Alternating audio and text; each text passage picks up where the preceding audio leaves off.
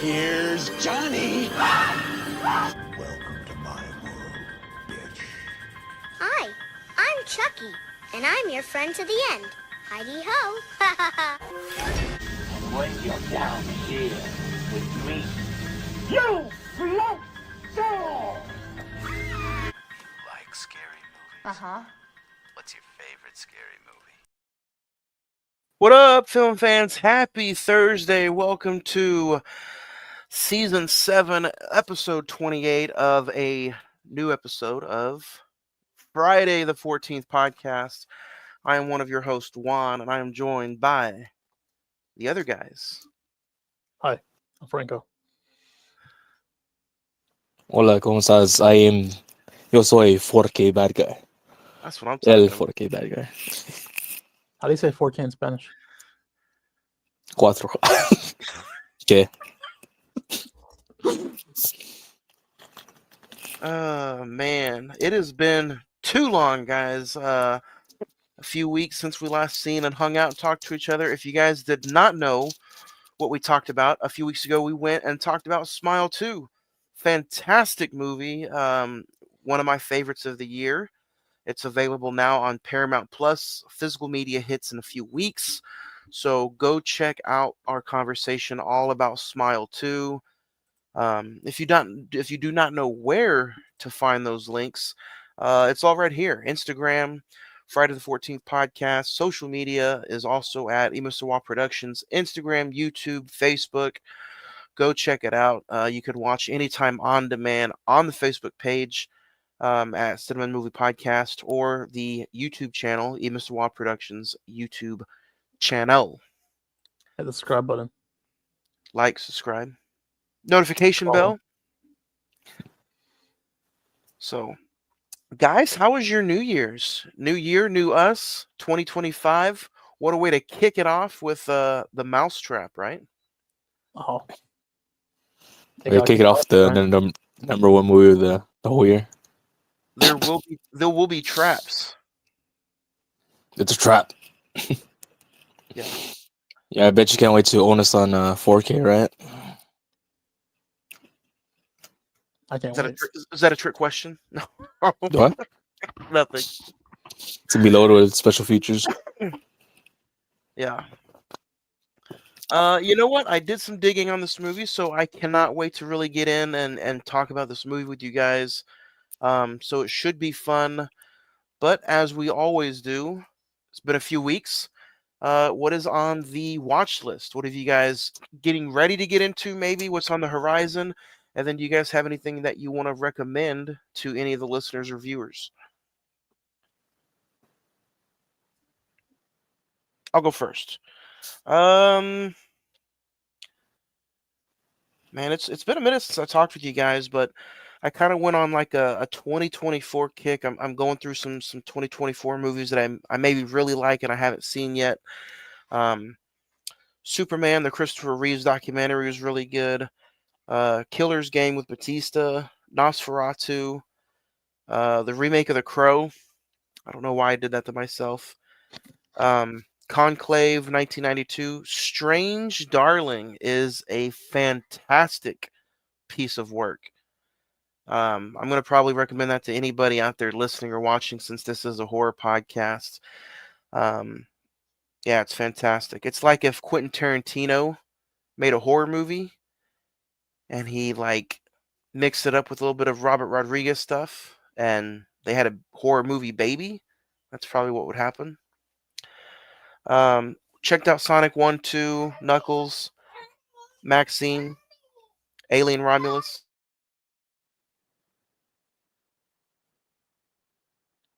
And then Blink Twice. Blink Twice was really good. So, what about you guys? If I recommended anything, it'd probably be Alien Romulus and Nosferatu. Richie. What about Coraline movies? Scared the shit out of me. I haven't seen Coraline. Never seen it. Missed your opportunity to go see it in theater when they were re-released. Oh yeah, when the opportunity came, I was like, yeah, no, Nah, I'm good. Yeah. We'll pick up the 4K steelbook. I watched this movie twice for this podcast. I recommend getting Tubi and watching this movie twice for your own podcast. Also, it's a new year, new era, where wrestling actually is streaming on different platforms.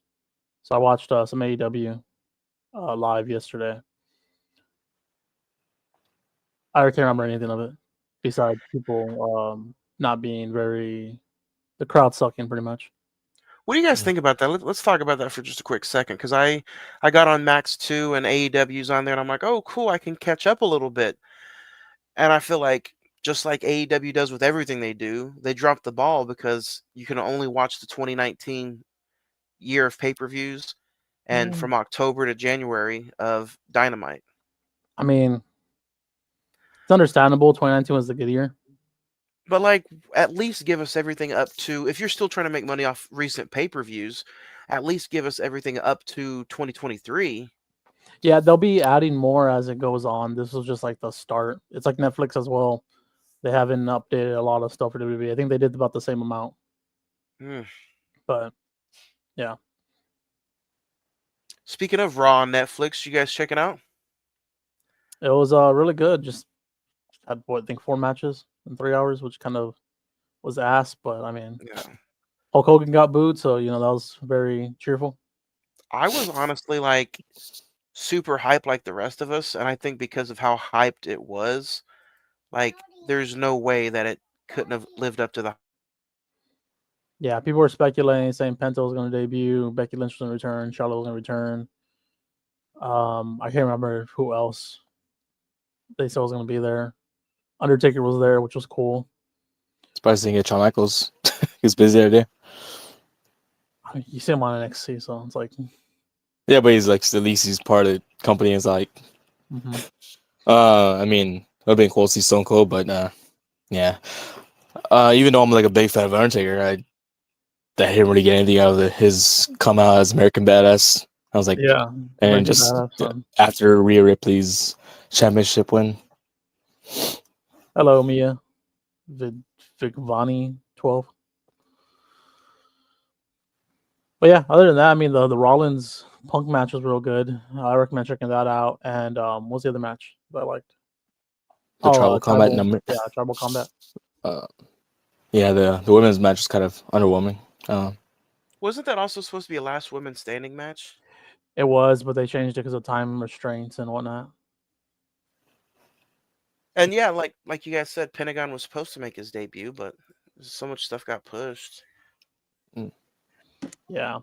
No, he's making his debut next week against Chad Gable, which that match is going to be a banger. The whole thing with The Rock was kind of upsetting because he just kind of threw all the story out the window. Yeah, essentially. Which, I mean, he wasn't the final boss. He was just the boss. Dwayne Johnson. And then on Tuesday, he came out for NXT, and if you didn't like that, that was even worse. So,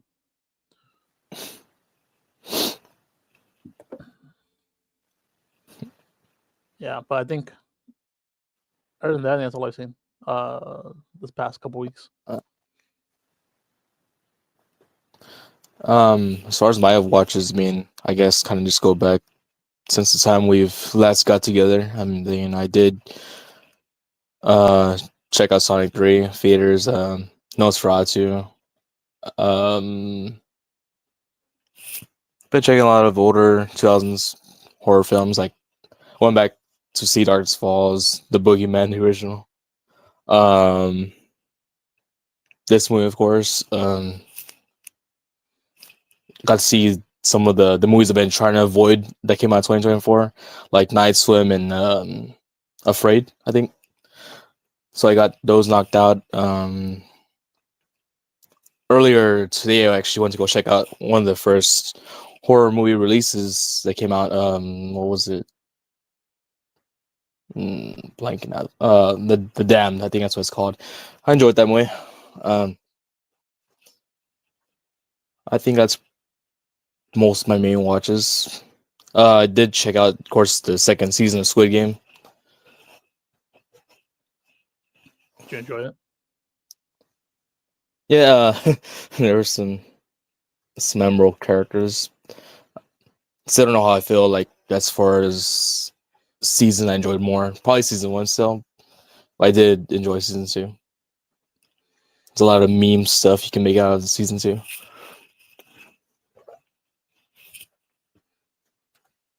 I did start season 1 of Squid Games, and it is entertaining, none the least. Oh, I I would also finished up Heels, and so disappointed in that the way they ended it because there's no season 3. Left me major hole in my major hole. It wasn't rumored that they actually are gonna be doing season 3. They're It's gonna be on hoping Netflix. they're hoping with with Netflix picking it up that they would start season 3, but there's no official word, and all the actors are on different projects already as well. So, I saw that the new Scream started filming this week. oh yeah, Scream 7. Hopefully, we're entertained by that. I have low expectations with it. So,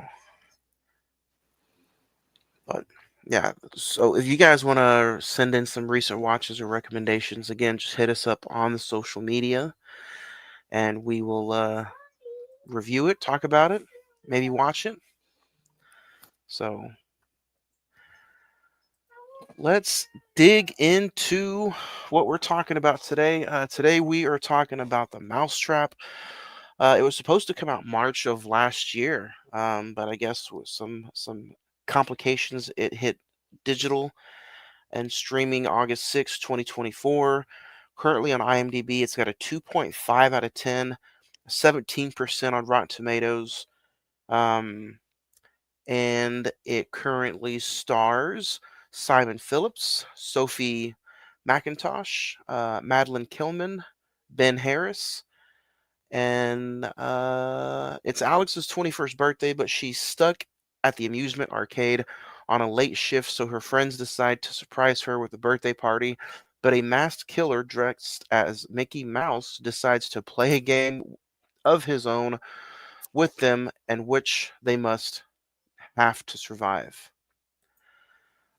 Nick, this was your pick, so we'll start with you, man. Did you get to see this before you recommended it, or was this your first time watch for the episode? It was the first time watch, and I mean, when you get the news of it being public domain, the character, this is like the first movie that I think that was kind of teased, and of course there's gonna be another one.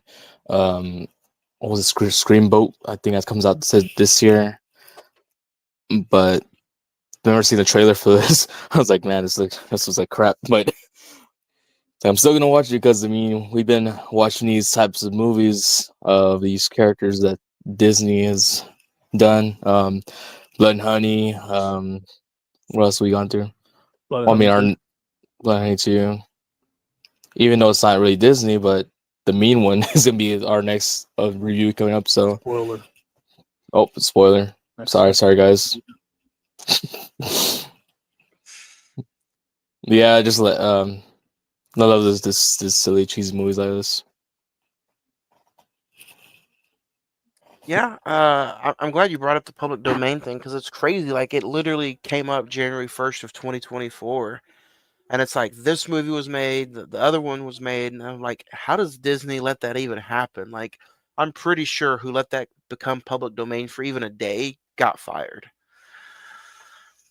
But anyway, I was gonna say, can't wait for the day that's one. Nah, I'll probably be gone by then. But SpongeBob being public domain, shit. that'd be funny. I watched this twice technically. I watched it on New Year's Eve, and then I checked it out today for today's episode. Um, I think it'll be a fun conversation, honestly. So I can't wait to dig into it. What about you, Franco? First time watch. I did watch it twice though, back to back. It's a movie. After I saw it, it's a movie. I couldn't wait for this conversation. It is a movie. Let's kick it off with I do like how it had a good start. Like it had the terrifying music. It shows you the entire clips of Mickey and the origins, cartoons of the original Disney Mickey. It had the crawl, like Star Wars-esque crawl at the beginning, which I thought was very smart. But then, as a lot of people say, then the movie had to actually begin. I don't know, man. I think it had a good start, and then just kept on going all the way through. The hour and 20 was perfect. I wish the last year movies were an hour and 20. Just, yeah. The Star Wars opening kind of threw me off a bit. I'm like, did I click the right movie? On my way, and of course, reading it on, I was like, oh yeah, like, I'm on the right one. What did you guys get to watch it on? I checked it out on Amazon Prime. No commercials. But this is also on, I believe, Tubi and Peacock. Yeah, I didn't see it on Amazon Prime. I should have checked. I saw it on Tubi. And Peacock? Yeah, it's on Peacock. That's what that's what it says on IMDb. I went for the commercials right away. Man. You love them commercials. Originally, when I picked the movie out, I saw it on Tubi when I was going to the movies. But then, kind of looking further into it, I was like, oh, I saw it on Prime as well. I was like, and I decided to watch it there. I do like how it's a cool concept. Don't get me wrong. Piggybacking off of the success of Winnie the Pooh, Blood and Honey. Cool concept. Really fun idea. I just got lost in the complete disbelief of these people at all. Like, I had no feeling for any kind of characters because I just couldn't grasp myself on any of them because of just how terrible some of the lines were written, or just how terrible some of the cast members were. I don't know. I feel like Thanksgiving had Academy Award winning acting compared to this movie. I wouldn't even go that far. Exaggerating just a tad bit. Top-notch acting. At least there were some really good, beautiful people to look at. A lot of these actors were like, you can tell, like, fresh out of college, they were like just automatically fresh. Like, I'll sign up for anything. But I went I to mean, go see who the actors were, and their Instagram profiles are like less than 1K followers. I was like, wow, this must be your first film. And I think it was multiple. It's wild. Yeah. I think that honestly, this movie is this movie is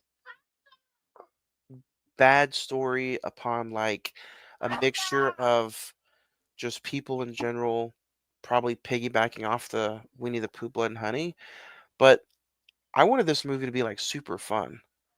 That's all I cared about. I didn't really care about like the acting. I know I kind of went overboard, but I just really wanted this movie to be super fun. What were your expectations going into it? Winnie the Pooh, Blood and Honey. Okay, I- see, I had it. I My wanted- expectations were Thanksgiving, so I think that's the reason I enjoyed it. See, I wanted it to be bloody. I wanted it to be gruesome. I saw the rated R and I was like, hell yeah. And I saw that the budget wasn't really founded upon. So I was like, then maybe we're going to have some really good kills and some really good blood scenes, like, some of the other movies we've seen in the past year. And it's not even that. You go 40 minutes and you don't even see a kill. I think the first kill is 38 minutes in, and it's the two teens that are trying to like have sex in the ball pen or wherever in the caging area. And you didn't even get to see that kill. You didn't don't get to see see. You don't see no kill until the first 59 minutes. 59, 58, I think was what it was. and even then, I think it's the chick that gets the Dewey Scream 2 kill with the glass, right? up against the door in front of the main character. Yeah. Was it that one? I Yeah, think so. like everything else, they use the Jaws effect where, oh, you don't get to see anything, and I'm like, that works with a movie like that, but with this where it's rated R and it's low budget, we want to see practical effects. We want to see blood. Yeah, that's where I was kind of a little bit underwhelmed with the kills they went with. The only other disappointment I had with this movie, besides the kills, was it's a Mickey Mouse movie, but wasn't about Mickey Mouse. It was just a person in a trance in a Mickey Mouse fucking like. There's no story whatsoever with Mickey Mouse regarding him or regarding the trance state from watching Steamboat Willie. Yeah, you got like no really backstory on first off, how does he have the mask? What's his obsession with these old films with the projector? What's this trance that he's in? And then second off, you get he disappears. Mm-hmm. Like weird. Yeah, it would have been a lot better had they went a similar Winnie the Pooh route where they give you a little story going on there. But just And see, some movies are cool with an hour and 15 minutes. You don't okay. You're like, okay, no backstory. No backstory would have been needed if he was just a freaking psycho pervert and you got to see him hack up people. Would not need a backstory whatsoever. But even then, like, you know, you didn't get to see him hack up anybody really. But and I mean, if this was somebody's first project, like writing wise, directing wise, like they pulled it off at least. I don't know if I would have been able to pull anything off like that with like let's say a $5,000 budget. You know, again, you don't watch movies like this for any of the plot details or the maybe the story, but Or the good acting. yeah, I put it on the volume. Usually, I like to watch my movies with like the volume like screeching up, but this one I had it like mid-level to low, and I could still perfectly know exactly what was going on, and enjoyed everything about it. the story kind of felt like a little bit of Goosebumps haunted mask. Putting the mask on. That would have I mean, even been a cool thing where he puts the mask on and then becomes tranced and haunted. it was because you was the boss of the area. Kind of like a Dave and Buster's thing to me going on there. But yeah, the boss ends up getting the mask because he hears the voices in his head. He's like Randy Orton. Did you guys no. notice this? Did you guys notice this too? I just wanted to point this out. Sorry, but the last 2 weeks, whether it be sharing the movie, promoting the poster or the show, the original title was Mickey's Mousetrap. Mm-hmm. And literally the last week, I could have sworn it changed to just the Mousetrap. Literally the last 10 days, it went from Mickey's Mousetrap, and now I'm looking at here on IMDb, and it says original title Mickey's Mousetrap, but now it got like retitled The Mousetrap.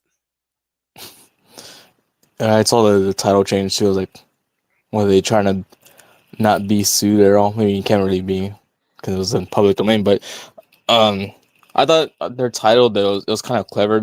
Still, like it's not really directly Mickey Mouse. It was Mickey's Mousetrap. Yeah. I mean, it's Mandela effect, not me.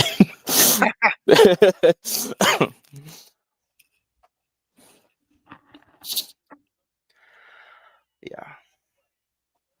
And I like how you do get kind of some character like attachment to him due to it's being Alex's birthday, and she's got two guys who are like falling for her in Marcus and Ryan. She had way more than that. and the goth girl. Yeah. The goth girl, that's right. What was her name Gothka. again? Gothka? Gothka. I forgot what her name was. Was it Jenna? Might have No, been that was the other Gemma. one. Jenna was the Oh yeah, it The was. other coworker, Yeah, Rebecca. Rebecca. There you Rebecca, I go. think. Mackenzie Mills played Rebecca. Um, I did like the interrogation scenes, even though it kind of seemed a little corny and a little like standoffish. I did like how you got Rebecca being attacked by like the good cop, bad cop. One of them wanted to believe, kind of, and then the other one was like, "No, you did it," and it kind of led you to believe like what's really going on. So it kind of that was like the little guessing game, I guess. Because literally, you're like, man, everybody's still alive. What's going on? Why are they saying everybody's dead? So like in the interrogation scenes, it kind of spoiled everything, kind of. But it was cool. What'd you guys think of the bully? The scene where like the bullies are kind of maybe the ones that kind of triggered this guy into being maybe he was just a Mickey Mouse fanatic, but like it kind of mentions that the bullies were a part of his past, and maybe they're the ones who kind of just triggered him being psychotic. Yeah, they mentioned that he took a lot of pucks to the head as the Yeah. coach for hockey. So maybe we're blaming like CTE on him just completely being, which again, that's a cool little backstory. That can actually happen, you know. So the only thing that still kind of throws me off, as long as I'm putting two and two together, is like, how does he disappear? Teleport. Yeah, unless it's the powers of the mask. It's the yeah. Some supernatural. Um, it's weird. he got it from the Mascatool. There you go. The clubhouse. He used Walt Disney's power. The pixie dust from Peter Pan. You can fly, you can fly. Did they drop the ball on some stuff? I think it would have been pretty cool to see some actual like kills, maybe. I think that's probably the biggest letdown of the whole movie, maybe. The biggest letdown for me, was the roller coaster scene. Are you telling me you're not gonna have a death on the roller coaster? Just gonna have him go and then get off? Stupid. And left nowhere. I was like, all right, what? What's he gonna do? What's he gonna do? Nope, he did nothing. Just let him go for a nice ride. I'm too high for this. When he said that, I thought he meant like he was too tall. I was like, was he? I was like, oh, he means high. Never mind. That's funny. So wanted to play. And then the thing that was kind of weird was the flashes is what kind of stopped him at the end, I guess. His weakness, the strobe lights. Is it? I don't know if it's a regular flashlight or just has to be a strobe light. Yeah, that's true. His kryptonite. Alex's birthday. Did you guys catch to where like her birthday? She was like, "Oh yeah, it's in 2 weeks. Why are you guys throwing me a birthday party?" And then when they're getting ready to leave the arcade, she's like, "Take me so I can go have my real drink now." I'm like, "Bitch, you turned 21 in 2 weeks. I didn't catch that. You I did can't." catch at the beginning that all this happened on Friday the 13th. What would you guys said if they were like, "Yeah, it's Friday the 14th. Let's go." We'll have to sue. We'll have to get them on to interview him. I bet it'd be a lot easier said than done. I'm sure. Or they'd probably be like some of those actors were like, I need you to cash at me 1,500 and then I can do it. Like, I mean, no, look at the Instagram, like I said, and all of it was less than 1,000. I'll cash app you enough for Whataburger number 2, and then you can do it. 1081. Don't want to shake and you got a deal. Man, this is gonna be a pretty interesting list. It was the mouse, wasn't it? Who's hot? We can't say Simon Phillips. Son of a bitch. It was pretty good looking. It cracked me up the whole time. I mean, this beard's popping out of the mask. It's gotta be Kane. It's gotta be Kane. I like go- him goth, so I'm gonna go with Becca. I'll go with Gemma, the tall blonde. I usually try to stay away from main characters, but I'll go with Alex. Those genes for me. You and 4 others. I'll take a number and wait. I mean, with the ponytail, I was like, that's just kind of cute. And then with the hair down and everything, like, oh, okay. I can see why they're all went for. I see why she's the main character.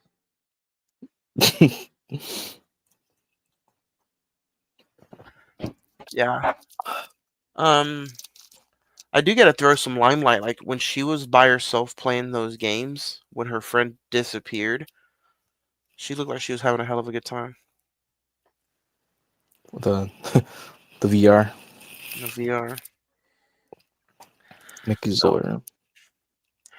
If you guys could find or pick some other fairy tale creatures to like have their own kind of like horror spin-off like this, like I always look back to, and I know this is cliche, but I always look back to like the non-Disney fairy tale characters. Maybe the way DreamWorks kind of went away with it, like with Shrek, and how they added all those different characters in there. Like, I love the concept. Don't get me wrong. I even think a few years ago there was a gingerbread one, right? Probably. Or was it Ginger Dead Man or something like that? Mhm. Peter Pan, I think, would be frightening as hell because he already has to deal with like kids. But that's, and I think there was a Pocahontas one, or not Pocahontas, but a Pinocchio one a few years ago. They're doing So- the Pinocchio with the Winnie the Pooh Oh yeah, that's in right. that universe, and then Bambi as well. Bambi would be kind of freaky. So, Franco, what are some other positive thoughts you liked about this movie? I love the runtime. And in Hour your 20 is perfect, but I don't know. It didn't take itself too seriously. It's kind of what I think people expect out of these type of movies. I would have loved some more storytelling into it, but the acting was fine. Wasn't dog shit terrible. It was fine. I think as long as I just had more kills and blood on screen, I think I would have liked this a lot more. I could have forgave some of the acting. I could have forgave some of the non-existent storytelling, but I just wanted to see some blood. It was I like know, I mean- 4 or 5 deaths. So like, if they would have showed all of them or most of them, it would have been fine. But I think they only showed like 2 or 3, Yeah, and they were basic as well. because especially with a movie called Mickey's Mousetrap, or the Mousetrap, you were expecting probably some clever, maybe like traps or games or something like that, but very misleading. But I think that's just them maybe trying to overthink a movie like this, or at least the title. Maybe That's they just probably didn't like want kids to be on in the internet and search up Mickey Mouse and this pop up and then traumatize them. That's the reason they say for like the hour. It's like if you're still watching as a kid within the first hour, then yeah, you're getting traumatized. Fuck you. If you turn it off, yeah, it's understandable. So What about you, Nick? Any more positives? Some positives.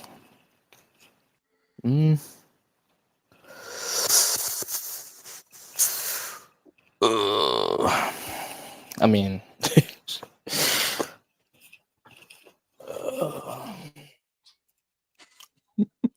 Mask is all right.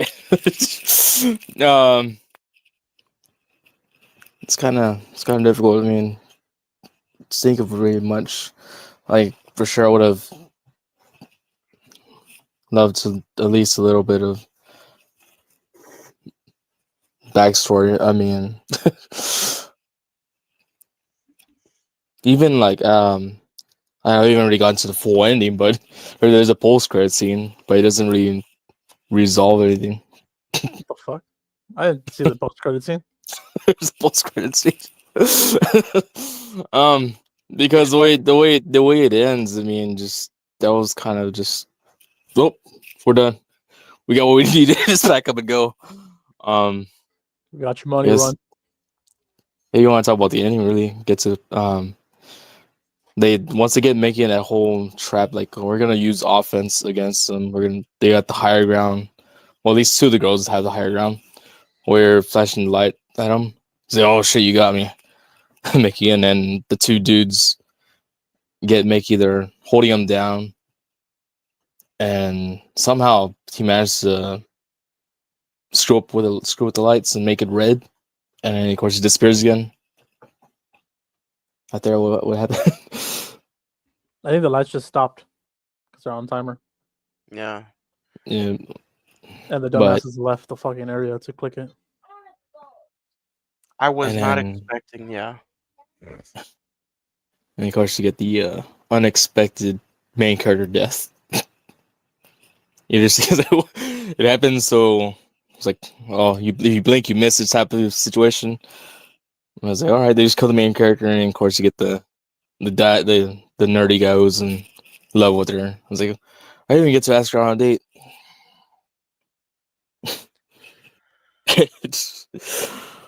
And then yeah, Which- get left off with the C word at the end. Which I thought was cool. Like I'm kind of that was one of the positives was he disappeared and then he pops back up and cuts off Alex's head and then has his way with everybody else. So it was kind of like I didn't really see that coming. So, but She promised. So if you find me, you get 5 minutes. Mm. Or you get to do whatever, I think. Mickey's like, I'm gonna hold you on that, and sure enough, terrible hider. yeah, I like that it took place inside the arcade. It's a nice little scenery. it would have been cool Yeah. if there was like a ball pin death or something. Like There could have been a lot of deaths that would have been cool, but they just dropped the ball with it. I almost feel like Chuck E. Cheese is a movie right there. But as far as the post credit scene that actually happens, you go back to the golf girl and she's caged up, and the light turns red, letting you know that Mickey's in their area. They don't show Mickey, but they just show the glimpse of the golf girl, and I think I forget what he says. He says something, and she kind of just smiles like she was in it with Mickey the whole time. Like, I don't know, it's weird. I mean, they did leave it open for that because like she knew the whole story and none of them talked in the fucking ambulance. Yeah, the whole time they're like, so, how the hell is she telling the whole story when she was like supposed to be in one little area hidden away? Most of the time you don't really see her. Yeah, maybe she's the one who orchestrated the whole thing, just to get. Because remember, she can't have. She had the biggest crush on Alex, but maybe Maybe no one can.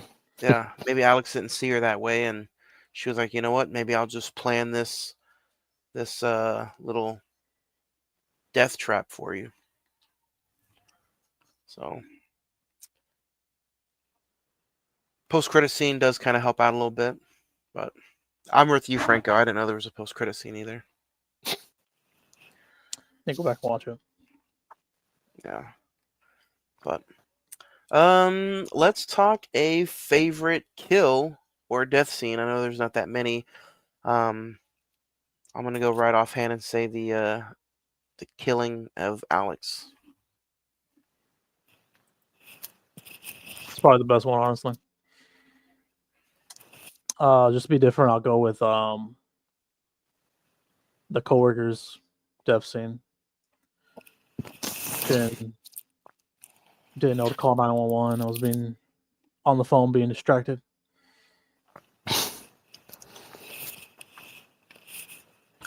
Before the actual final kill, I was like, all right, I don't think anything's really gonna top this kill, which was it looked like they were like in the office area type thing with the, I think it was the girl that won shows for hottest, I believe, the VR girl, Mhm. and she gets stabbed on the head. I was like, all right, that was a cool, I guess, kill. If there was gonna be any kills, and then of course you get to the end. I was like, all right, I even like that one better because it's just unexpected.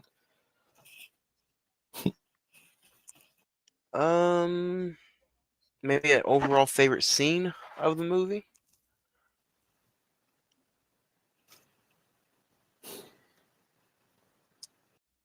Hmm.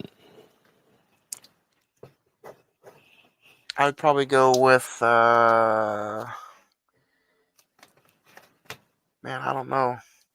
You know, I know this is kind of weird, but it has nothing to do with a kill or anything. But I would probably go where he kind of goes in a little trance after watching the first few minutes of the Mickey show, and he finds the mask. It opens up the cage or the little door to the mask. That was kind of like goosebumpish. Like, okay, shit's about to get real. That'd probably be mine. I was going with the detective scenes. They just added some comedy to it. Made you realize, I guess, that they weren't taking themselves seriously at all.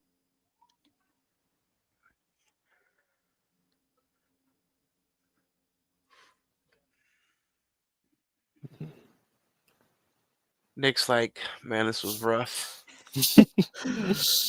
You can't even say the credits because then those are post credits. Like fuck, Hmm. keep going. Maybe the post credit scene is your favorite scene, Nick. Mm.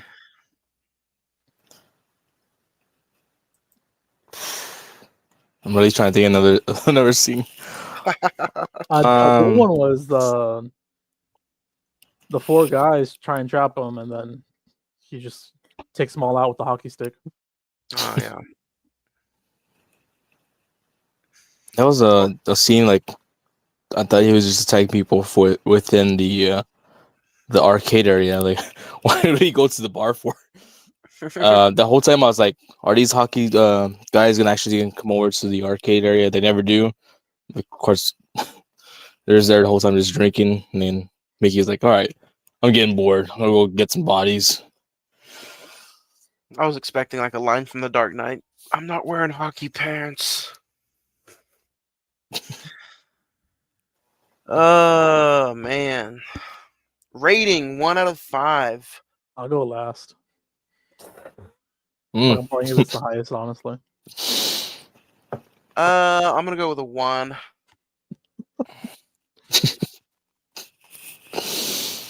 I like the concept. I think it had smart storytelling behind it. It could have been what could have been. It just did not do anything for me whatsoever. So I'm gonna give it a 1. Mm.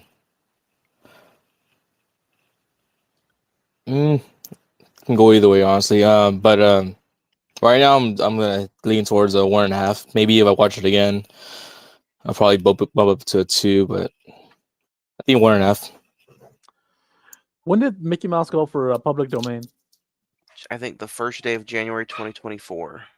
Okay, and this movie was supposed to be released in March. It was supposed to be released in March. In a theatrical release, did not get a theatrical release, and they ended up waiting until August, shoved it right out to streaming and DVD. So yeah, I mean, it had to already been like in production, like filming, right?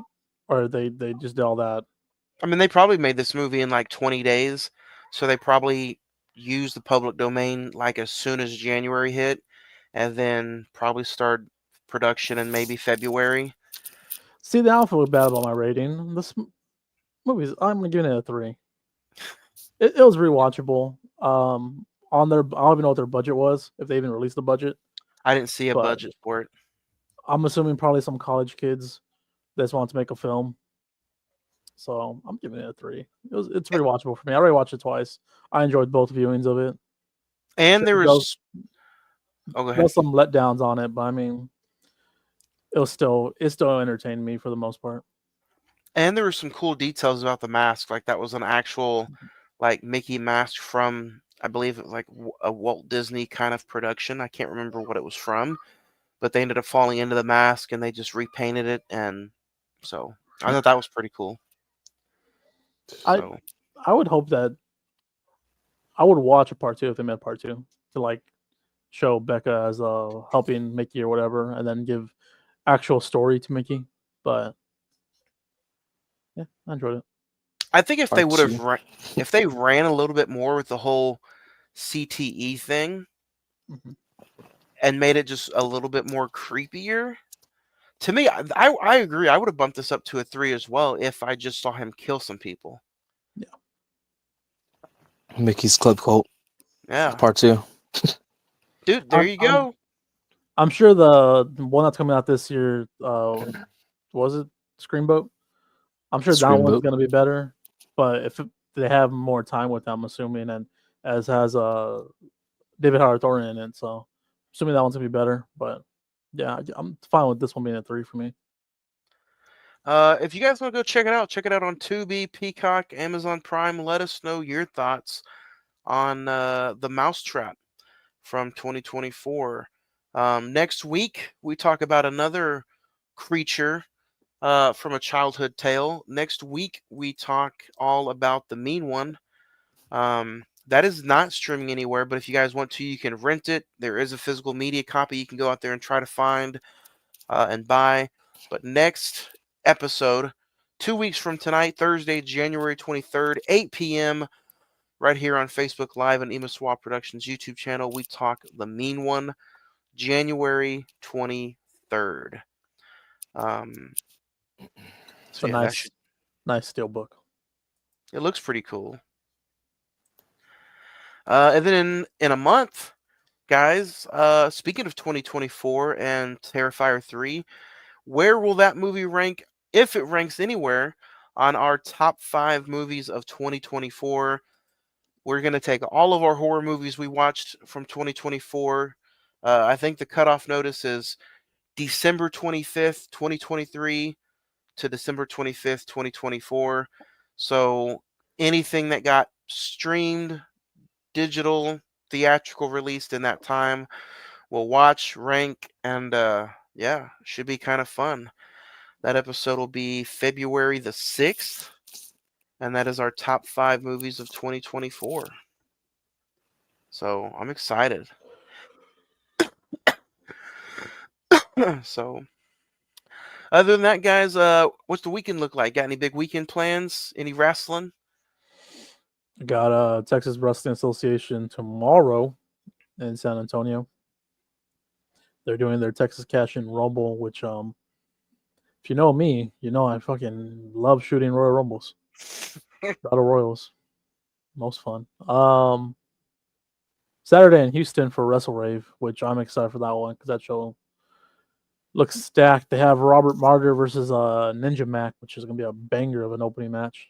And they have a ladder match, 5-man King of the Mountain ladder match, which I don't know what King of the Mountain is. Apparently it's a match from TNA I've never seen.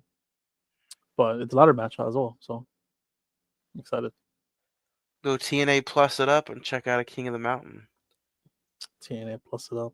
Also, next Thursday, I got a show in Dallas, which I want to return to Dallas, but I don't feel like doing that 6-hour drive. Yeah.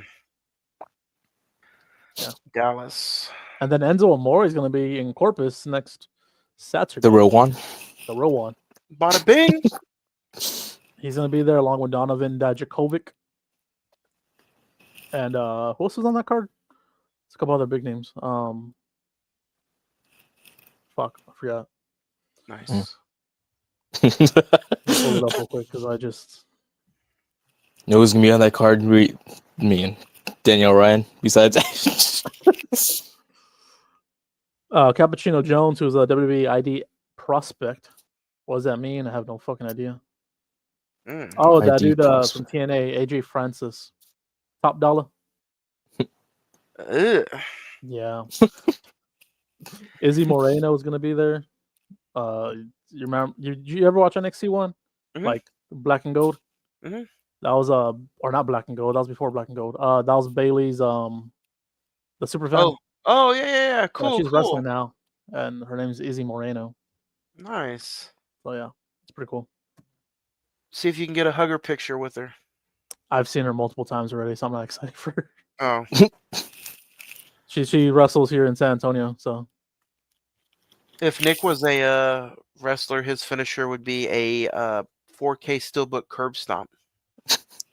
He'd whip out a steelbook from his pants like he does here on the show, and then just do a curb stomp.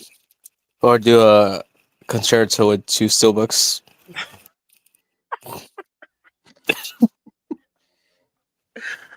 That's great. Somebody who's on one of those cards this weekend should do that with 2 steelbooks. Nick, donate 2 steelbooks. Mm. Well, Franco, I wish you nothing but the best in that Royal Rumble this weekend. yeah, I'm having Nick shooting as well ringside with me. Good. This is news to Nick because I haven't told him yet. Y'all should take a bump. The cameraman is down. Wait, I've been hit before. I just Get didn't sell it. Get your little blade action going.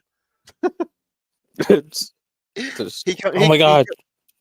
He comes back in 2 weeks. He's got a Band-Aid and his head's wrapped. So why do you have a cut open? This guy throwing a shirt. So yeah, nothing big for me this weekend. Work. The Longhorns play playoff game tomorrow. Let's beat Ohio State. That's in Dallas, so I'm hoping hopefully they don't get blown out by Ohio State. The Lincoln Lawyer, Matthew McConaughey, that's our next episode, Monday night, 7 p.m. That is our theme for the year, if you guys are interested. Our theme for the entire 2025 is Matthew McConaughey. So, all right. Yeah. So, that's what I'm getting ready to do this weekend. So, Nick? You? Just wrestling? Wrestling? Yeah. Yeah. It's me falling asleep while I'm driving. That's against the rules, dreaming Nick. about Dr. Pepper. Do what? That's It's not against rules. Can't fall asleep.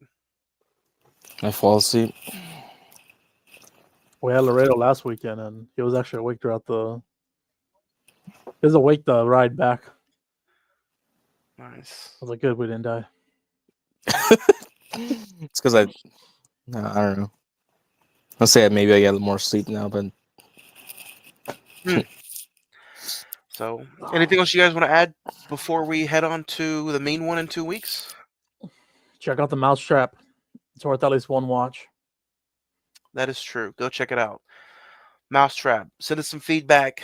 If not, again, 2 weeks from today, the mean one on a whole new episode of Friday the 14th podcast. I'm ready for the mean one. I don't think I could ever be mean. The mean one. You're always mean. You should make your face green for this episode. Maybe we'll figure something out. So, I got something else that's green. Hook 'em! Texas, 2 weeks. Hopefully they go to the national championship. Peace, love, tacos. See you, Ultra.